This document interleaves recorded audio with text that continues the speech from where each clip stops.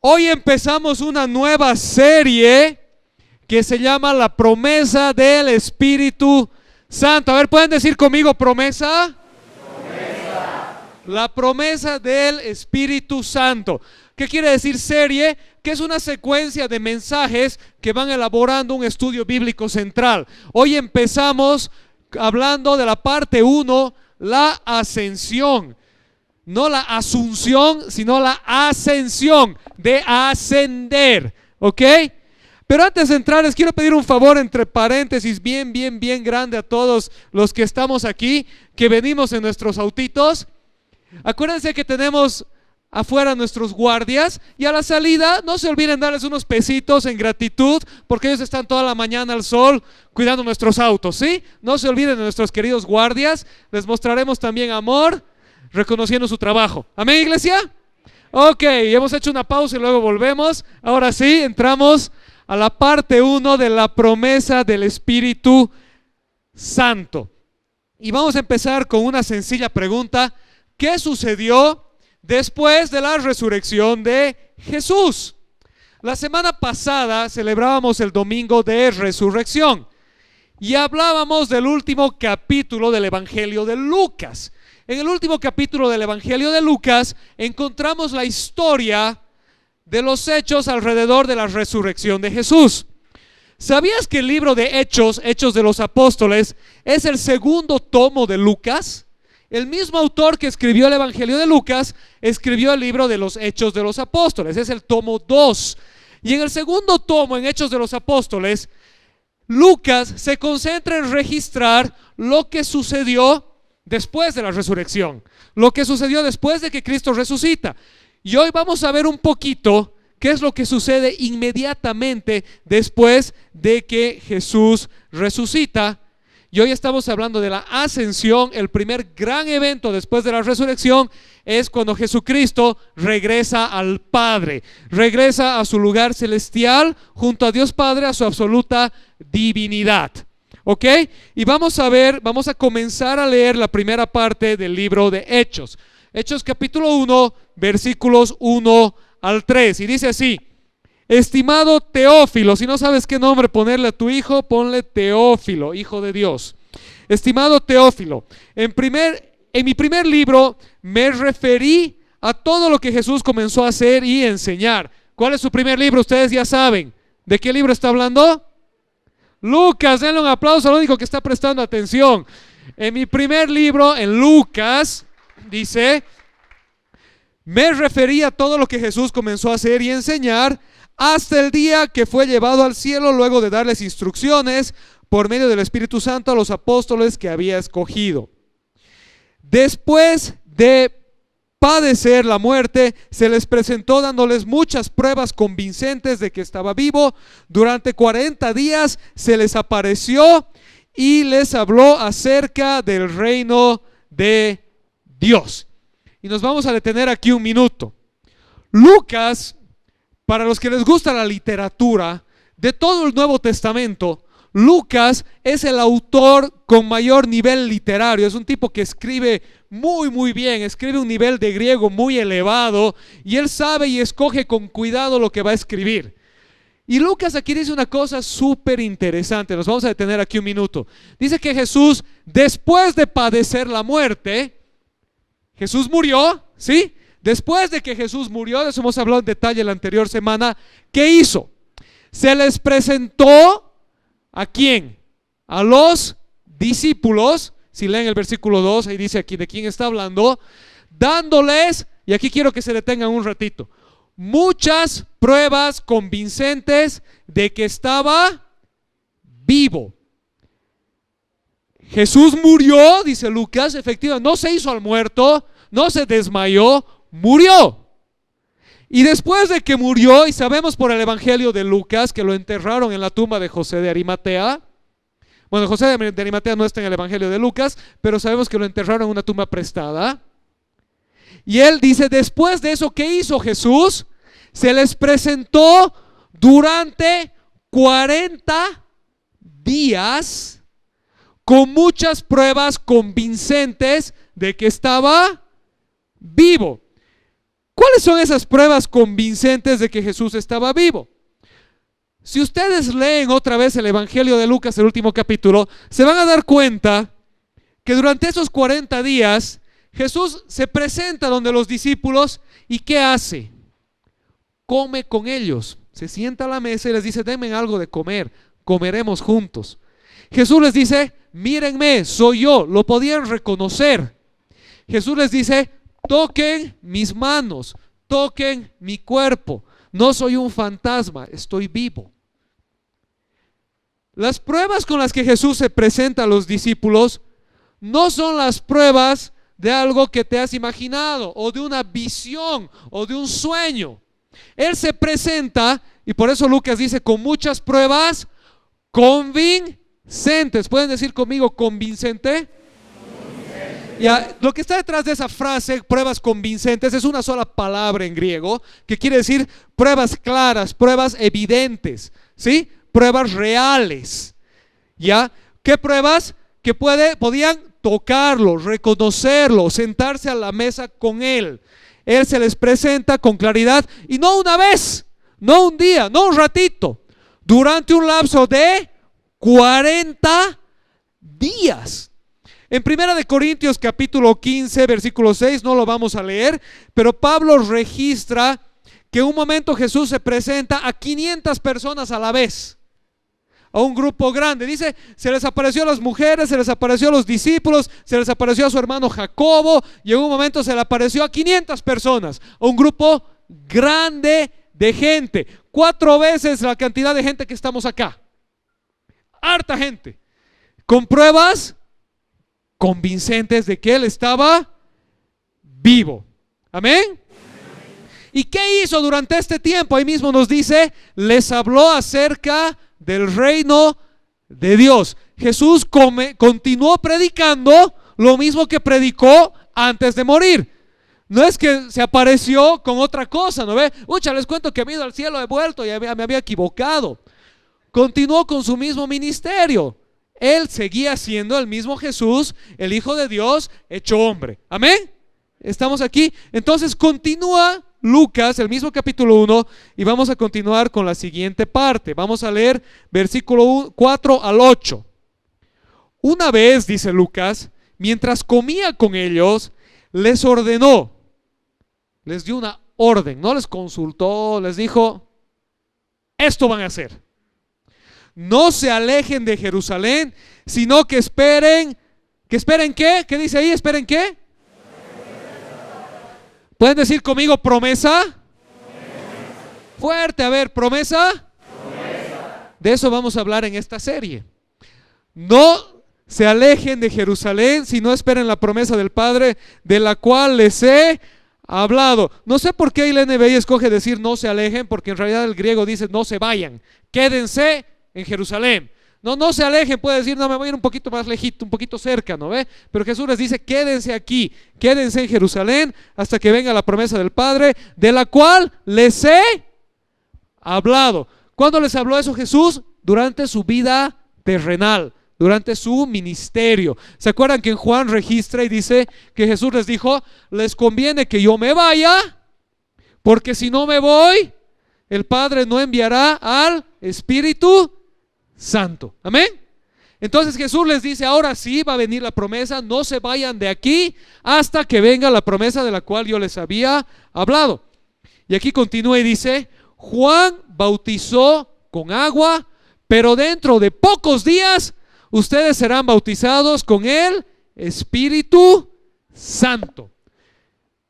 Luego continúa y dice, entonces los que estaban reunidos con él le preguntaron, Señor, ¿es ahora cuando vas a restablecer el reino de Israel?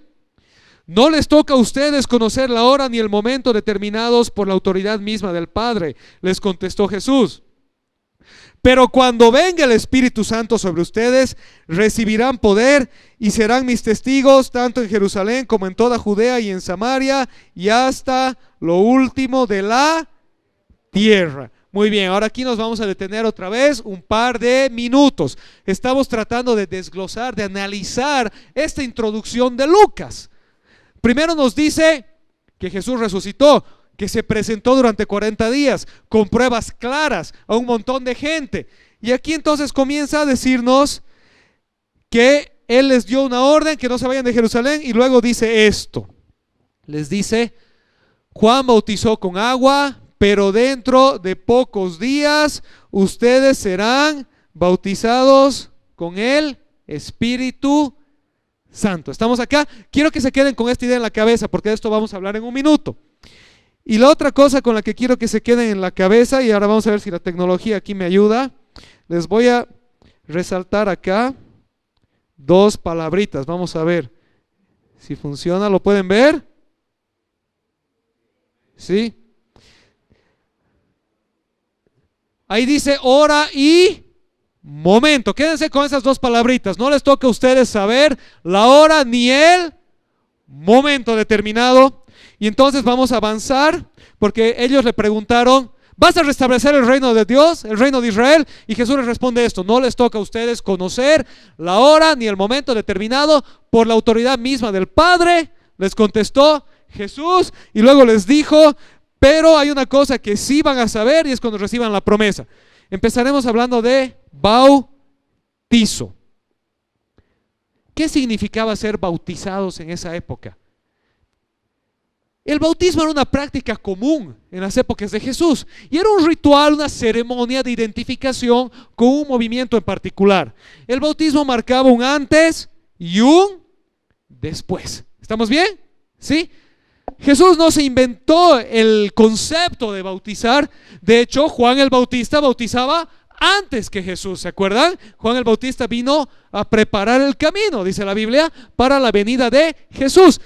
La gente se bautizaba en muchas cosas, pero Jesús hace una diferenciación ahí y les dice que Juan el Bautista bautizaba en agua, pero que él, Jesús, los bautizaría de otra manera.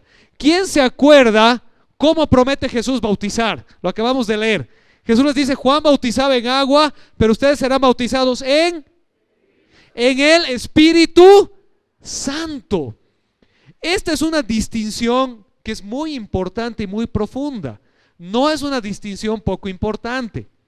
Ojo, paréntesis.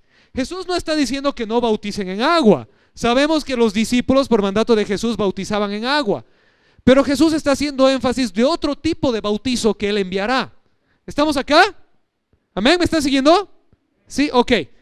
Dice: Juan bautizaba en agua. El bautismo de Juan era un bautismo de arrepentimiento. Juan empieza a anunciar a Israel y les empieza a decir esto: arrepiéntanse, porque el reino de los cielos se ha acercado.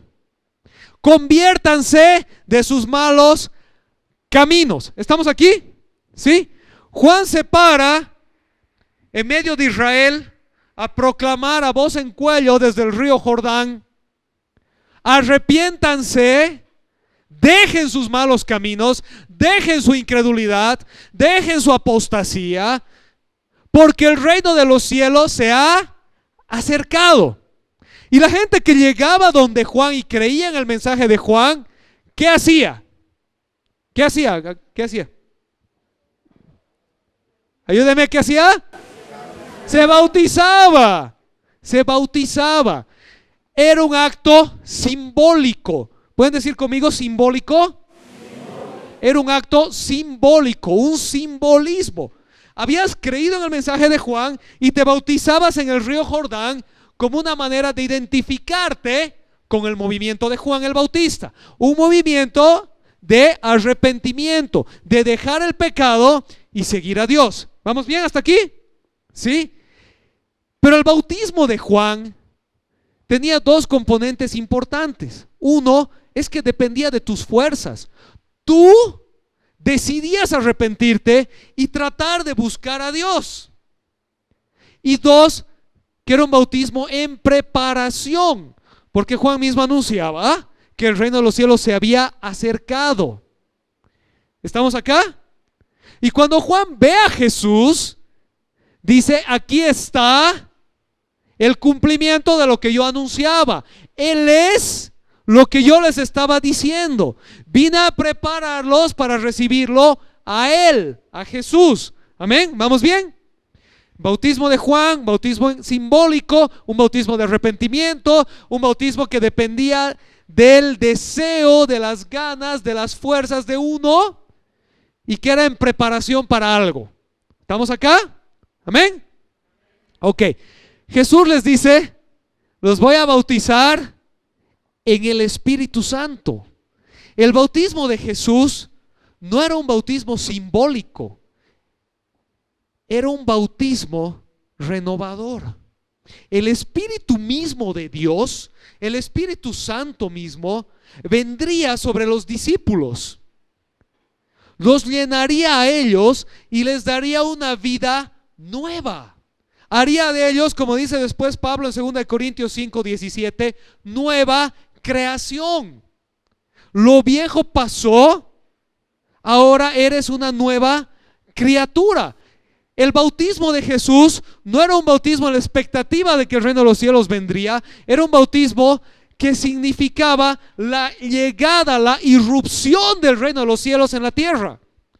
La venida del Espíritu mismo de Dios sobre los discípulos, renovándolos, limpiándolos de pecado, librándolos del juicio de Dios y haciendo de ellos nueva creación, nueva criatura, vivificando sus espíritus. ¿Me están siguiendo? ¿Estamos acá? Entonces el bautismo de Jesús no era simbólico. El bautismo de Jesús era un bautismo real, era un bautismo de vida, era un bautismo de renovación. ¿Amén, iglesia? Amén. La otra cosa importante, el bautismo de Jesús no dependía de las fuerzas de uno, dependía de la gracia de Dios. El bautismo de Juan dependía de las fuerzas de uno. Me arrepiento, me identifico con el movimiento de Juan y voy a seguir a Dios, voy a hacer la ley, voy a portarme bien.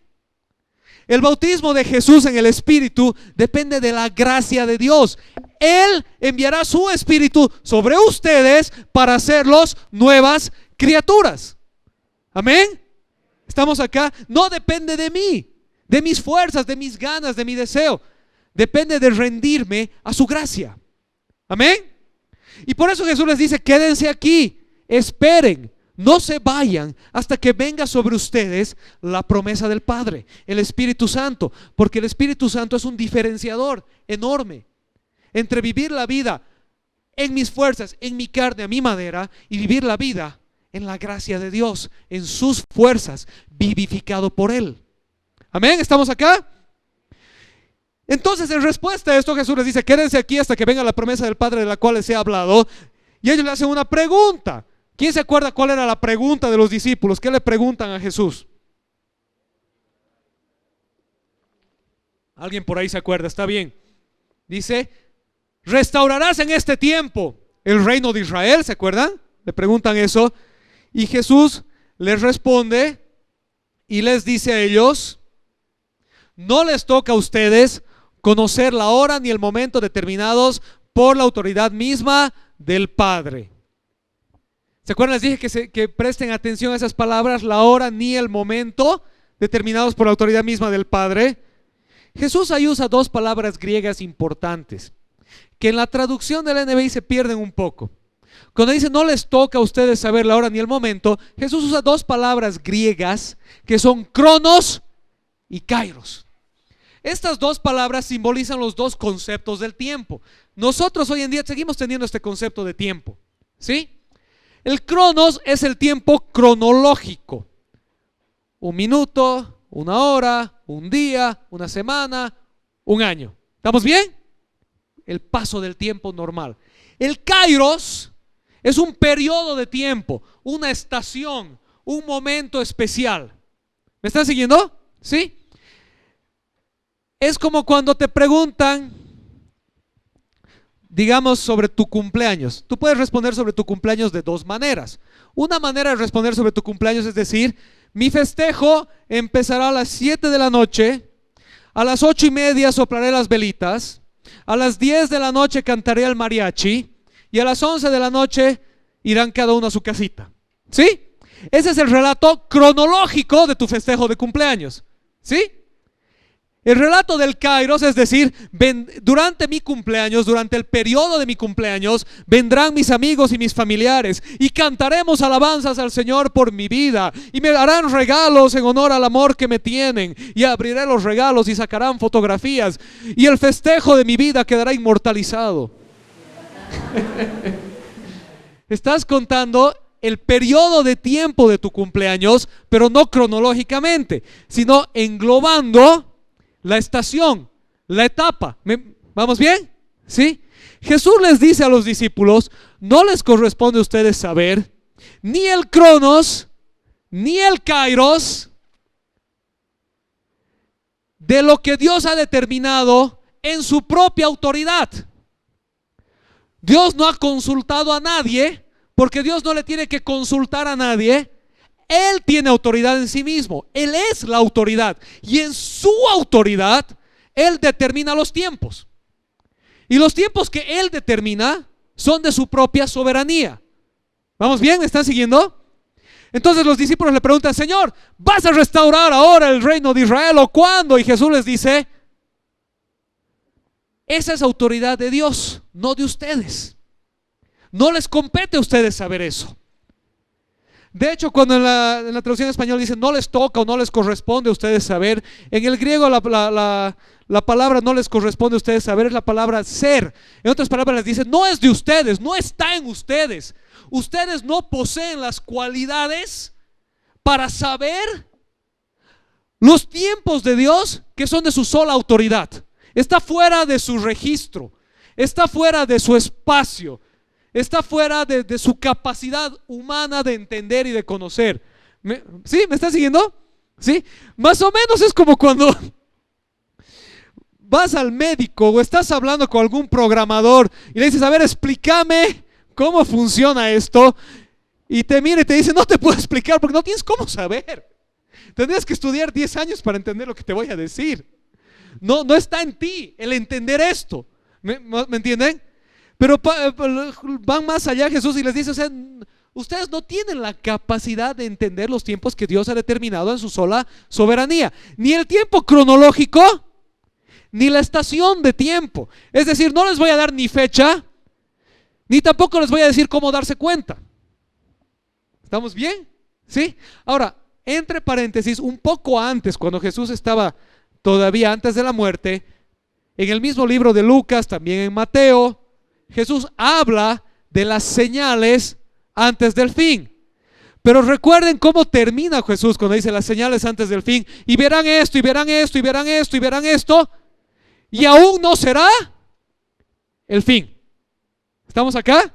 Y pasará esto, y pasará esto, y pasará esto, y pasará esto. Y Jesús termina y les dice, y aún no será el fin. En otras palabras, Jesús les está diciendo, miren, pueden ver miles de señales y darse cuenta del mover de Dios, pero ¿cuándo es el momento del fin? No saben. ¿Me están siguiendo? ¿Estamos acá? ¿Sí? Entonces, pueden ver señales, pueden ver las cosas, pueden identificar, no están ciegos, pero el momento en sí no lo saben y no les corresponde saber. Eso les dice Jesús. Pero hay algo que sí saben, hay algo que sí les corresponde saber. Hechos 1:8. Pero cuando venga sobre ustedes el Espíritu Santo, recibirán poder y serán mis testigos tanto en Jerusalén como en toda Judea, Samaria y hasta los confines de la tierra. ¿Pueden leerlo fuerte conmigo, por favor? A la cuenta de 3, a la 1, a las 2 y a las 3.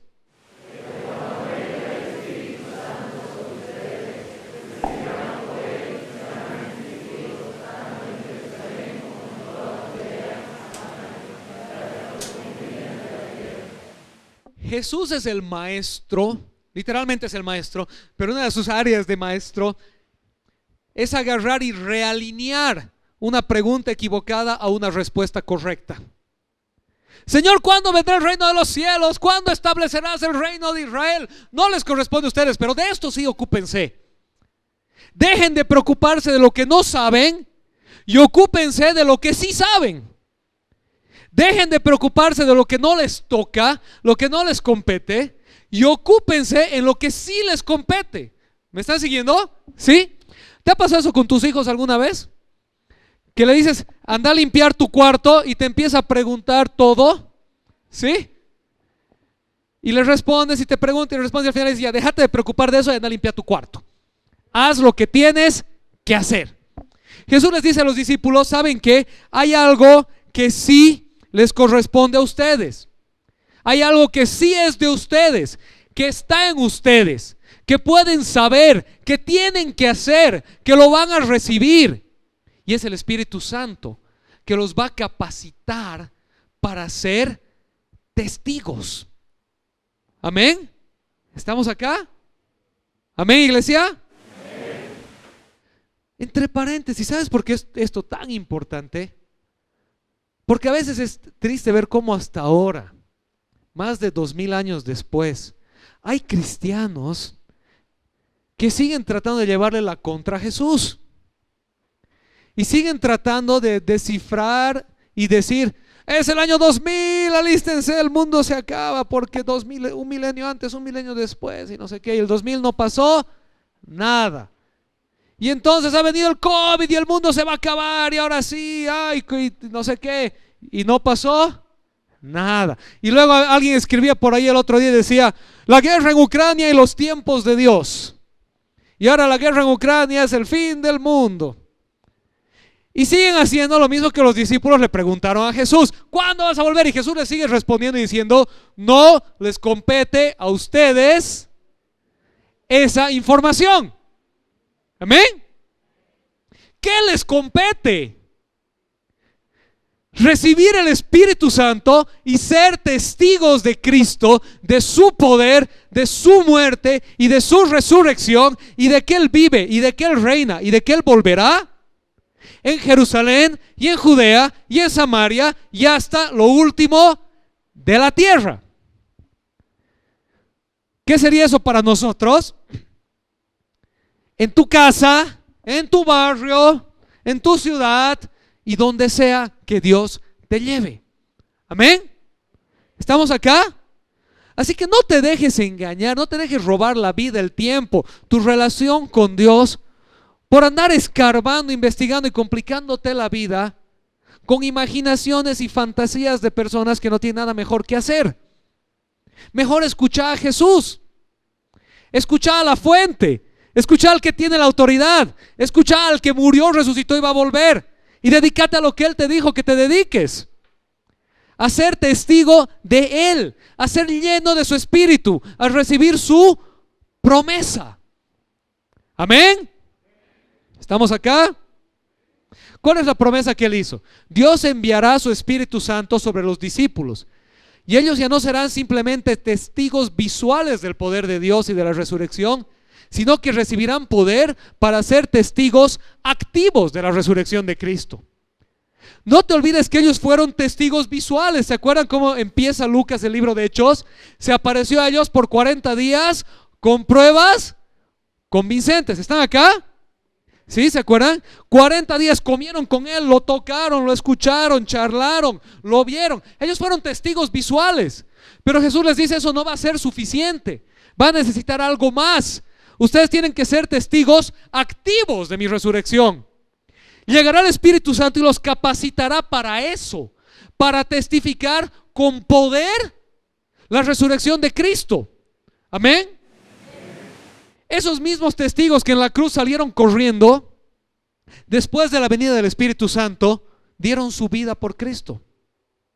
Porque el Espíritu Santo te fortalece, te renueva, te capacita. Como dice Pablo en Romanos capítulo 8, te da certeza de que eres hijo o hija de Dios. Y esa certeza de que eres hijo o hija de Dios te fortalece para enfrentar la vida a pesar de cualquier cosa que la vida te pueda arrojar. Amén. Lo que sea que la vida te arroje no es más fuerte que la profundidad del Espíritu Santo en ti y en mí. Amén, iglesia, ¿están acá? Entonces están ahí charlando Lucas comienza y dice: después de que resucitó, se presentó a ellos con una serie de pruebas convincentes por 40 días y luego les dio una orden: no se vayan de Jerusalén, sino que quédense aquí hasta que venga sobre ustedes la promesa del Padre de la cual les he hablado. Y ellos le preguntaron: ¿cuándo restaurarás el reino? Y él les dijo: no les toca a ustedes saber la respuesta de esa pregunta, pero recibirán poder cuando venga sobre ustedes el Espíritu Santo y serán mis testigos en Judea, en Samaria y hasta lo último de la tierra. Y continúa Lucas y nos cuenta acerca entonces de la ascensión de Jesús y la promesa de su retorno. Después de decir todo esto, Jesús se despide oficialmente.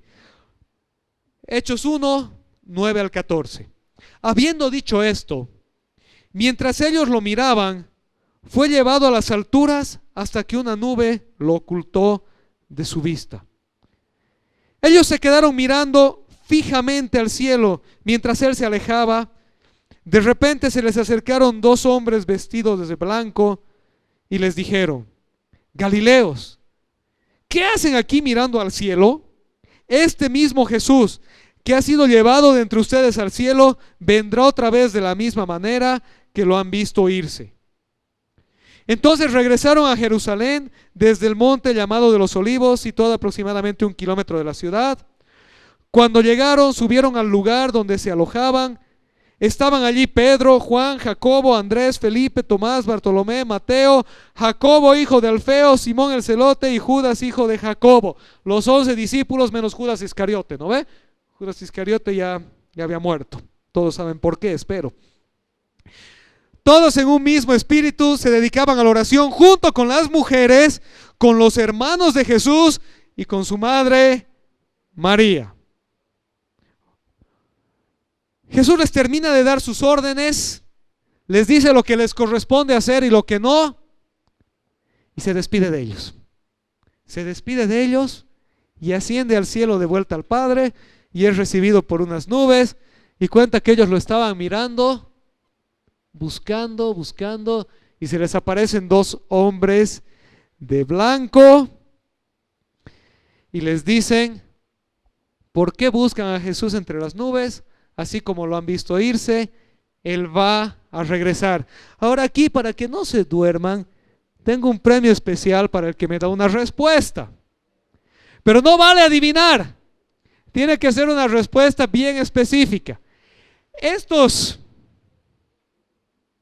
se los voy a poner acá. De repente se les acercaron dos hombres vestidos de blanco.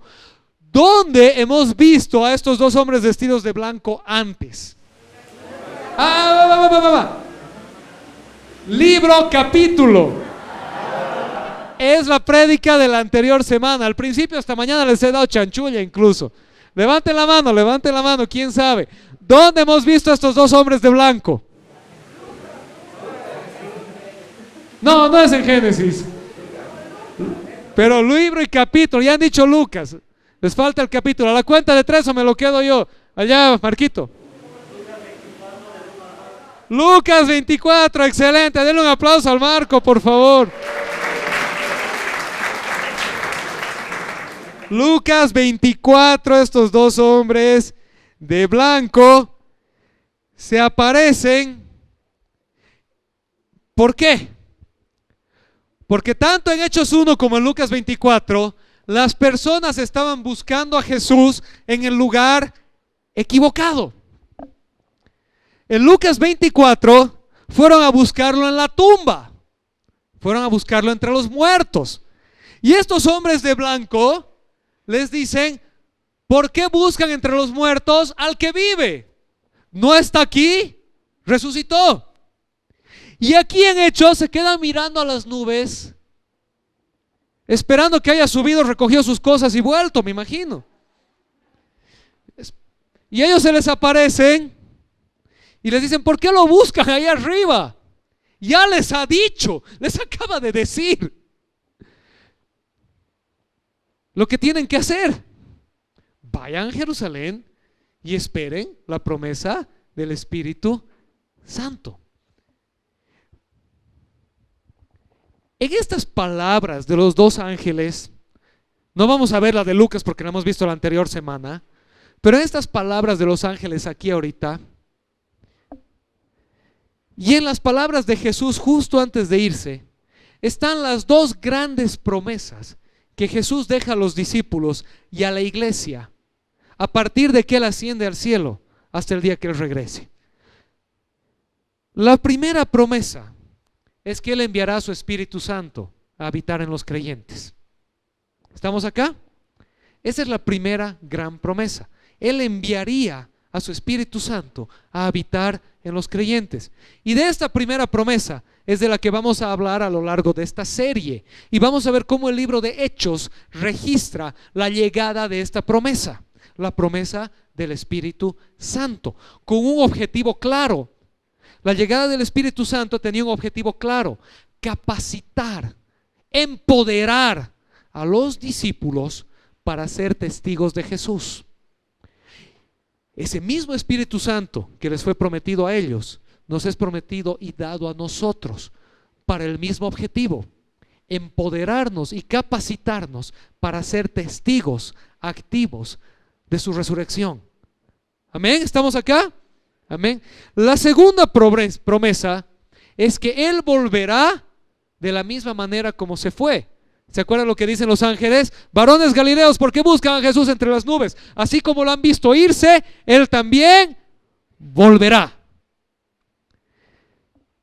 Si lees 1 Tesalonicenses 4 y 5, te vas a dar cuenta que ahí el apóstol Pablo habla y dice: y el mismo Señor vendrá de entre las nubes con voz de arcángel y con trompeta de poder.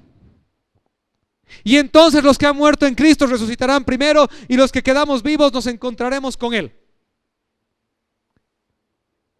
Esta expresión de los ángeles, de la misma manera como lo han visto, es una expresión griega bien específica. Así como lo han visto irse entre las nubes, Él va a regresar. Igualito, o sea, se va a abrir el cielo, como se ha abierto para recibirlo, se va a abrir para su regreso. Esa es la expectativa que tiene la iglesia, esa es la expectativa que tiene la fe cristiana. Eso es lo que el Apocalipsis declara y dice: que Él volverá. Y termina el Apocalipsis con las palabras de Juan que dicen: sí, Señor, ven pronto. Amén. La primera promesa ya se cumplió y es de la que vamos a hablar, la venida del Espíritu Santo. La segunda promesa es la que sigue esperando la iglesia hasta el día en que Dios, en su sola autoridad, determine que es el momento. ¿Se acuerdan la pregunta de los discípulos? ¿Cuándo? No les toca saber. Dios en su autoridad lo decidió. Mientras esperan, sean testigos de la resurrección. ¿Me están siguiendo? ¿Estamos aquí? Amén. Nuevamente, no dejemos que lo que a veces está de moda dentro de la iglesia nos distraiga de la verdad. A veces está muy de moda dentro de la iglesia tratar de resolver la fecha y la hora de la venida de Cristo, pero perder de vista el contenido de esa promesa. No es una advertencia para la iglesia, es una promesa para la iglesia. Es una advertencia para el mundo que no cree en Él. Muchas veces esperamos la segunda venida de Cristo como si fuera una advertencia, no una promesa. Es decir, ya va a llegar el papá y te va a dar chicote porque te has portado mal. ¿Les decían eso de chiquitos? ¿Sí? ¿No ves? Era una advertencia. Una promesa es decir, ya va a llegar el papá y vamos a ir a cenar. Hay una diferencia, ¿verdad? ¿Sí? El retorno de Cristo es una promesa para la iglesia. Es lo que la iglesia espera con ansias. Es lo que la iglesia anhela. Cuando tu relación con Cristo es profunda y real por medio del Espíritu Santo, vas a anhelar su regreso. Vas a decir: ven, volvé, llega. No tengo nada que perder y tengo todo que ganar con tu retorno. Mientras eso suceda, mientras espero, voy a ser testigo de tu resurrección. Amén. Las dos grandes promesas. Y concluimos entonces con una aplicación. Les voy a pedir que se pongan de pie, por favor.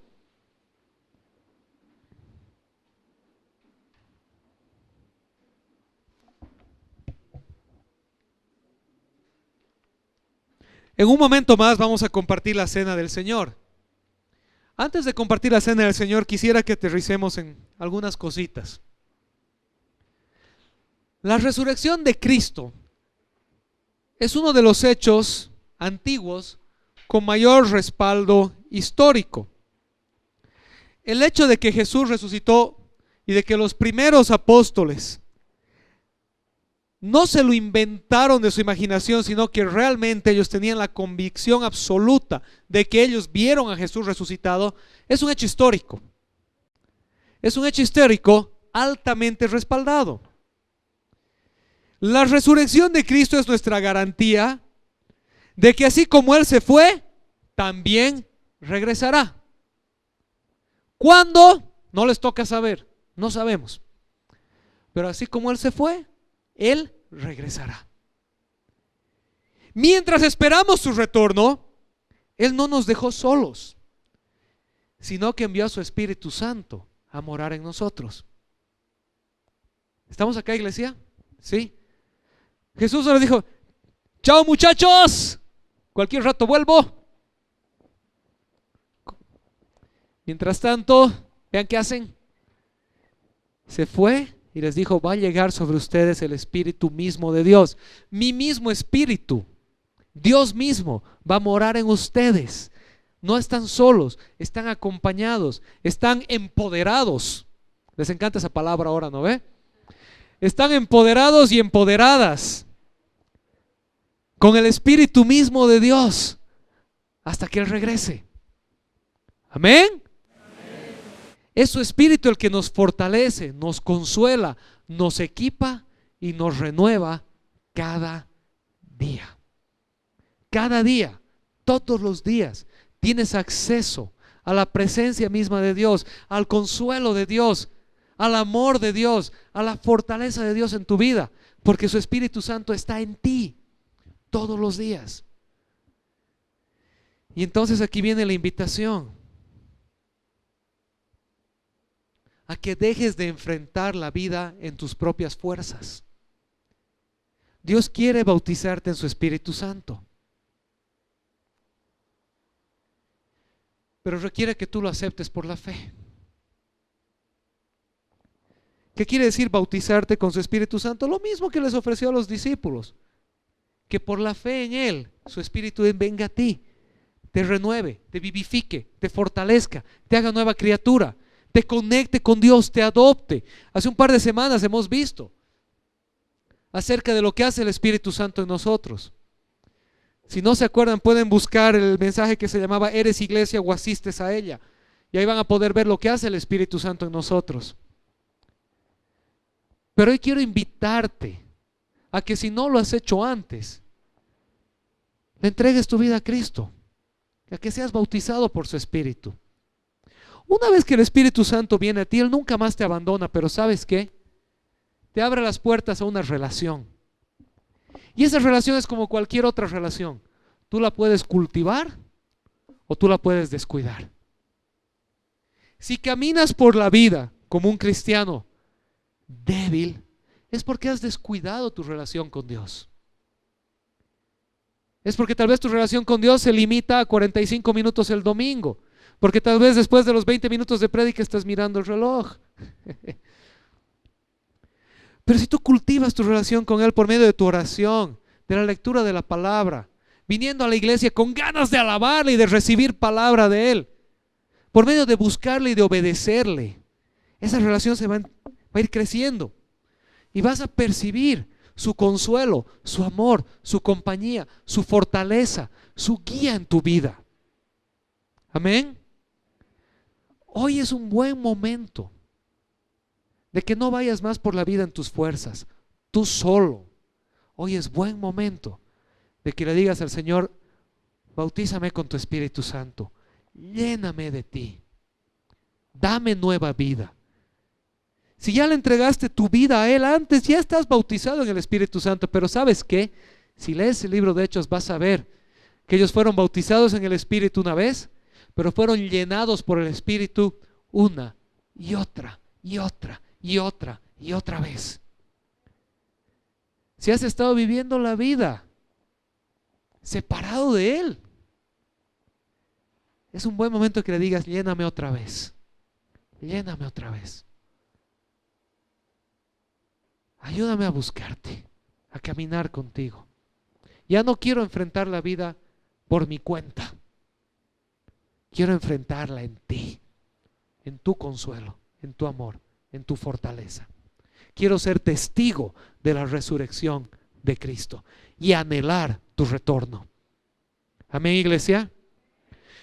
Nos vamos a servir la Santa Cena pensando en esto. ¿Sabes por qué? Porque el apóstol Pablo nos cuenta en 1 Corintios 11, que hoy no lo vamos a leer, que aquel que participa de la cena del Señor tiene que discernir el cuerpo de Cristo. En otras palabras, aquel que participa de la cena del Señor tiene que ser parte del cuerpo de Cristo, tiene que estar conectado a Él por el Espíritu Santo. Así que hoy, antes de servirnos la Santa Cena, vamos a meditar en esto, que al servirnos de la Santa Cena estamos anunciando lo que hemos venido hablando estas 2 semanas, que Él murió por nosotros y que Él resucitó y que Él ascendió y que Él envió su Espíritu. Amén. Si tú lo crees, eres parte de Él, de su familia, estás invitado a su mesa, a compartir su cena con Él. Si no lo creíste hasta ahora, hoy es tu oportunidad de decirle: Señor, te entrego mi vida, acepto tu muerte en mi lugar y te invito a que vengas a mi corazón y me des nueva vida. Quiero ser testigo de tu resurrección. Amén. Y si no lo crees, no hay problema. Nadie te va a mirar feo, nadie te va a estar juzgando. Pero no puedes servirte a la Santa Cena, porque servirte a la Santa Cena es declarar que Él murió y resucitó. Y no puedes decir: voy a servirme a la Santa Cena, pero declarando algo que no creo. Pero qué lindo sería que hoy lo creas, y que si ya lo creíste antes, hoy lo declares. Amén. Les vamos a pedir que nos ayuden ahora, si los sugieres, a repartir por favor sus bolsitas. Recuerden que lo hacemos así por bioseguridad. Tienes tu pan y tu vino. Si por tu edad, por razones de salud o lo que sea, no puedes tomar vino, hay unos claritos que son jugo. No importa si sea vino o jugo, lo importante es el hecho simbólico de recordar su muerte y resurrección. Antes de servirnos del pan, vamos a hacer una cosa, y lo vamos a hacer en solidaridad. ¿Pueden decir conmigo solidaridad? Vamos a hacer una oración para pedirle al Señor que nos llene, que nos bautice con su Espíritu, que renueve nuestra vida en Él.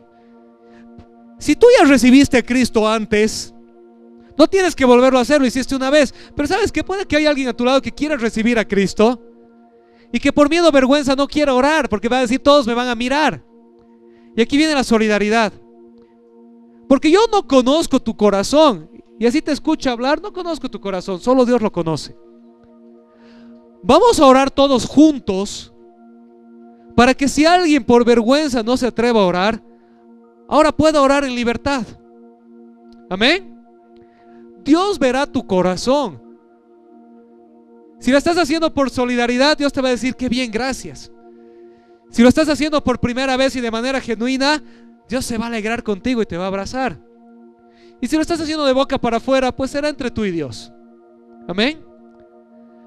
Pero podemos cerrar los ojos un momento y orar todos conmigo. Pueden repetirlo conmigo simplemente y decirle: Padre amado, en esta tarde te entrego mi vida. Te doy gracias por tu infinito amor. Gracias, Cristo, por tomar mi lugar en la cruz. Porque escogiste cargar sobre ti el precio de mi pecado. Porque me hiciste libre delante de Dios, tomando mi lugar. Gracias, Dios mío, por la resurrección. Porque Cristo vive. Yo lo creo. Yo lo declaro. Señor Jesús, te pido que me bautices con tu Espíritu, que envíes la promesa, que me llenes de ti, que me fortalezcas, me vivifiques, me consueles, me guíes. Te doy gracias por tu amor, porque soy nueva criatura en ti. Y junto a Juan en Apocalipsis, declaro con expectativa: sí, Señor, vuelve pronto. Te damos gracias, Padre, en el nombre de Jesús. Amén. Si tú le has entregado tu vida al Señor, realmente Él está contigo. Y con eso en mente, nos serviremos del pan. Amén.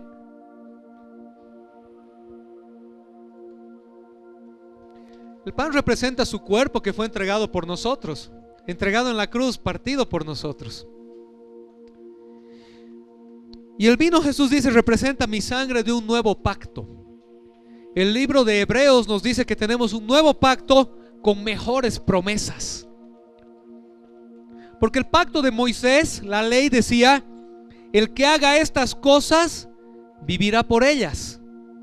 Pero el pacto en Cristo dice: el que cree en mí, aunque esté muerto, vivirá. No se trata ya de hacer las cosas como en el bautismo de Juan, en nuestras fuerzas.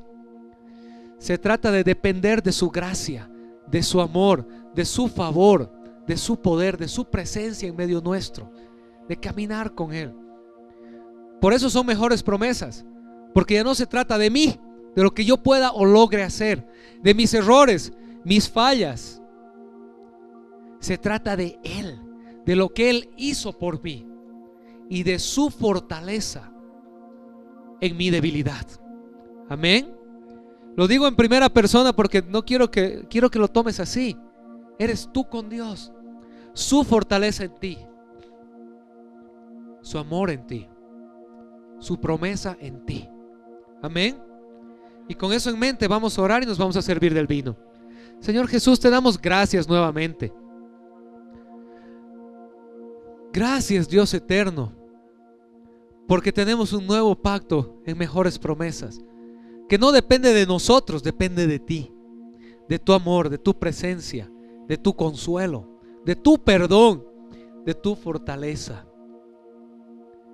Qué gran descanso es saber que no camino por la vida sin conocer mi relación con Dios, sino que camino por la vida sabiendo que soy hijo adoptado, amado, perdonado, recibido.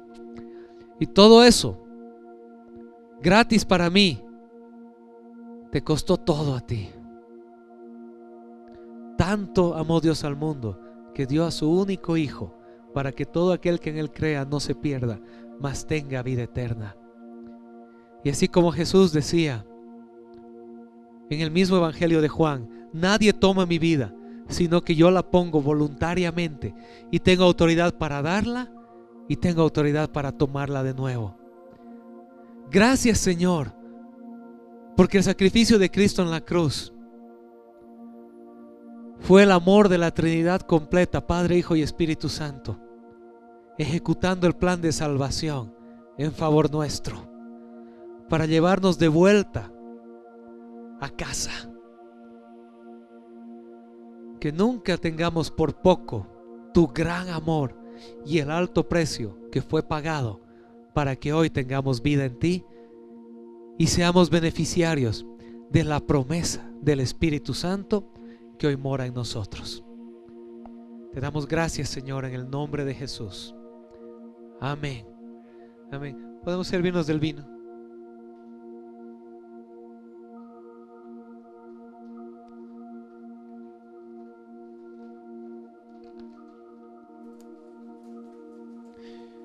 Yo no sé si estas son buenas noticias para ti, para mí lo son, pero si son buenas noticias para mí, para ti, ¿me ayudas dándole un fuerte aplauso al Señor?